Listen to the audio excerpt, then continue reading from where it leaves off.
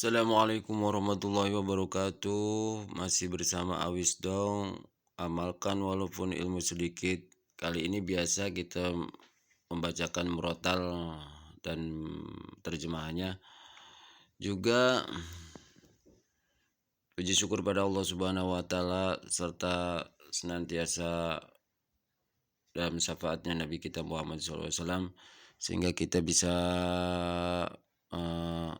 berikan umur panjang, berikan kesehatan, keselamatan, bisa melaksanakan aktivitas sebagaimana biasanya.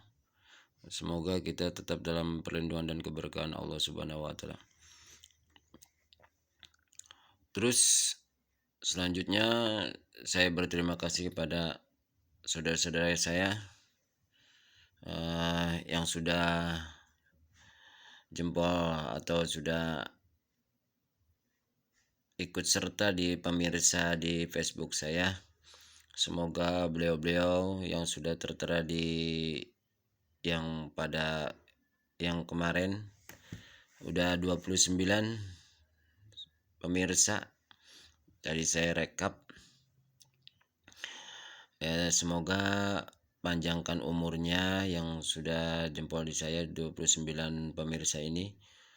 Panjangkan umurnya, yang masih belum punya jodoh, berikan jodohnya yang terbaik. Berikan rezekinya, kelimpahan rezeki, usahanya yang lancar. Juga berikan kesehatan, keselamatan. Yang saudara-saudaranya lagi sakit, semoga beliau-beliau berikan dipercepat kesembuhannya, sehat kembali. Di antaranya yaitu Tati NW, Sinta Alfiani, Santu Wijaya, Kurniani Ain, Boik, Wahyu Jayadina, Raden Winangsari, Hadi Lesmana, Ion Dedek, Anggun, Hadigo, Alfariji Wah, terus Fajar Akbar, Ade Romla, Mama Rafa, Turoh Gina Gemoy, Mama Bapak Engkong, Nui Hendi, Rahmawati, Bapak Putra, Konter Faiz Sekler dan Sarwani. Semoga Allah berikan perlindungan dan keberkahan yang 29 pemirsa ini. Ya Allah, berikanlah hajat-hajatnya dikabul oleh Allah Subhanahu wa taala. Terima kasih sekali lagi, terima kasih jazakallahu khairan katsiran. Juga selanjutnya kita mulai pembacaan murotalnya kembali. Yang mendengarkan dan yang melihatnya, semoga Allah juga tetap melimpahkan rezeki yang banyak halal dan barokah. Juga urusannya dipermudah dan dilancarkan, usahanya, urusannya, dan segala-galanya. Amin ya rabbal alamin. Semoga mendapatkan ridha Allah Subhanahu wa taala. A'udzu billahi minasy syaithanir rajim. Bismillahirrahmanirrahim. سيقول السفهاء من الناس ما ولاهم عن قبلتهم التي كانوا عليها قل لله المشرق والمغرب يهدي من يشاء إلى صراط مستقيم وكذلك جعلناكم أمة وسطا لتكونوا شهداء على الناس ويكون الرسول عليكم شهيدا وما جعلنا القبلة التي كنت عليها إلا لنعلم من يتبع الرسول ممن ينقلب على عقبيه وإن كانت لكبيرة إلا على الذين هدى الله وما كان الله ليضيع إيمانكم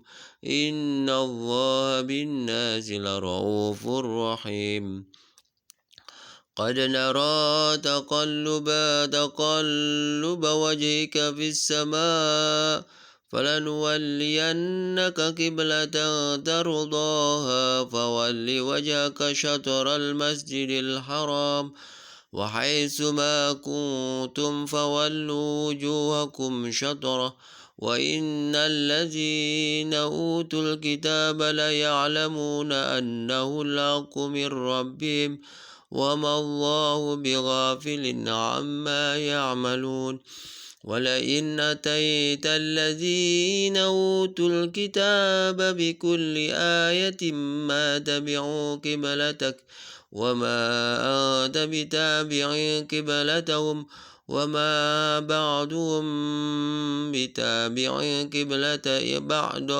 بعض ولئن اتبعت أهواءهم من بعد ما جاءك من العلم إنك إذا لمن الظالمين صدق الله العظيم صدق رسولنا bingkarmanan walhamdulillahirrabbilalamin. Alhamdulillah para pemirsa semua, kali ini saya sudah menuju ke juz kedua. Yang kemarin sekitar 28 hari lah, sekitar 1 bulan lah kurang. Saya dengan sedikit demi sedikit pembacaan murotalnya, alhamdulillah juz 1 sudah selesai. Kita menuju juz yang kedua, yaitu dari 142 sampai 145. Kita menuju ke juz yang kedua.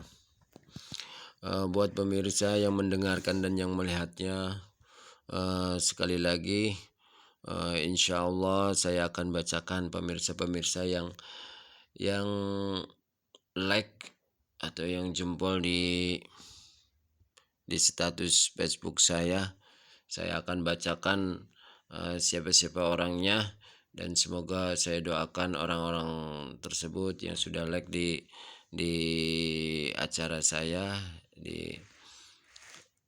semoga Allah kabulkan hajat-hajatnya. Wabil khususnya yang tadi yang saya bacakan dari jam 5 masih ada pemirsa 15, dan tadi saya tunggu sampai ke jam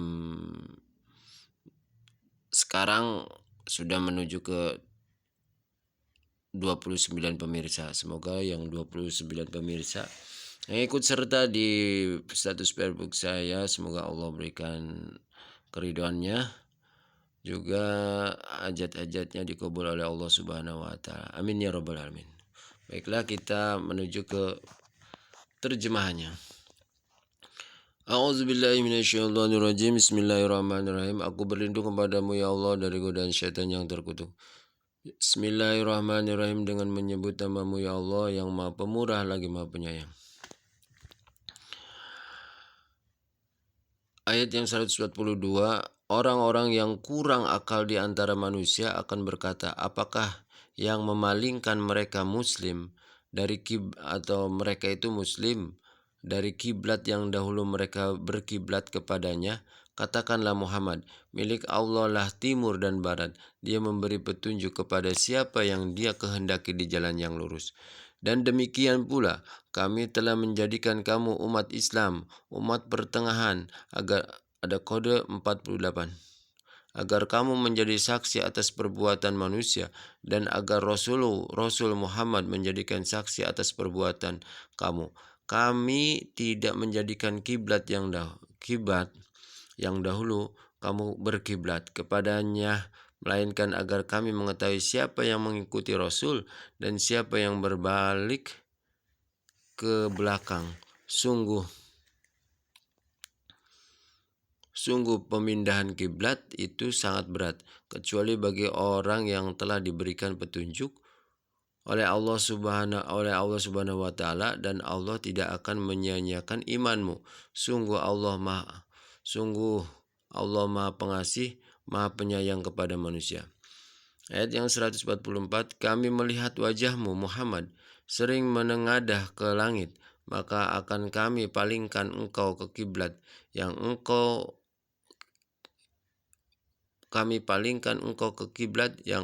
senangi, maka hadapkanlah wajahmu ke arah Masjidil Haram, dan di mana saja engkau berada, hadapkanlah wajahmu ke arah itu.